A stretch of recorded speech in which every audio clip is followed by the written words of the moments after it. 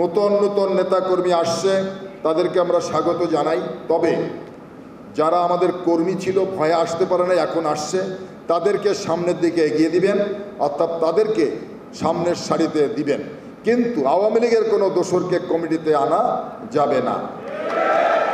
আপনারা দেখেছেন বর্তমান বাংলাদেশের রাজনৈতিক প্রেক্ষাপটে একটি মহল, একটি গোষ্ঠী নতুন করে বাংলাদেশের ভোটের অধিকার নিয়ে ষড়যন্ত্র করছে।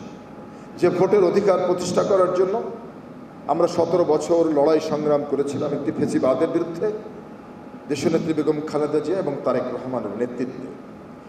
এই মানুষের ভোটের অধিকার প্রতিষ্ঠারে লড়াই করতে গিয়ে অসংখ্য সহযোদ্ধাকে হারিয়েছি। আপনারা যারা এখানে বসে আছেন, তাদের মধ্যে অধিকাংশই একাধিক মিথ্যা মামলার আসামি হয়েছিলেন মানুষের এই ভোটের অধিকার প্রতিষ্ঠা করার জন্য।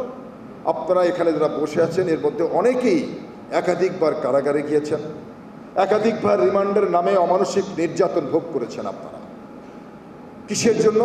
বাংলাদেশের মানুষের ভোটের অধিকার প্রতিষ্ঠা করার জন্য।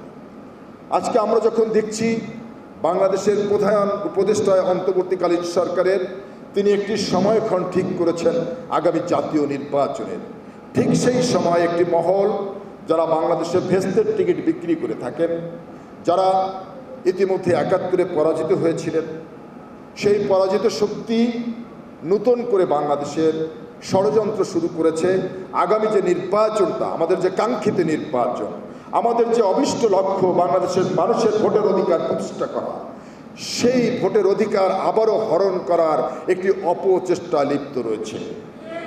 এবং এই গোষ্ঠীটি আরেকটি নতুন রাজনৈতিক দলকে সাথে নিয়ে, যারা এখনও তাদের রাজনৈতিক দলের নিবন্ধন পায় নাই, তাদেরকে সাথে নিয়ে নানাভাবে উস্কানি দিয়ে যাচ্ছেন একের পর এক। তারা মিথ্যা প্ররোচনা করছেন, মিথ্যাচার করছেন, মানুষকে বিভ্রান্ত করছেন নানা মিথ্যা তথ্য দিয়ে। প্রিয় বন্ধুরা, এরা এমন এমন কথা বলছেন, এরা আমাদের আবেগ এবং অনুভূতির জায়গায় বারবার আঘাত করছেন। আমাদের আবেগ এবং অনুভূতির জায়গা হচ্ছে জিয়া পরিবার। ওরা আমাদের আদর্শের জনক শহীদ রাষ্ট্রপতি জিয়াউর রহমানের ছবি ওরা পা দিয়ে পাড়াচ্ছে, যেটা ফেসিবাদ শেখ হাসিনাও কখনো সাহস পায় নাই।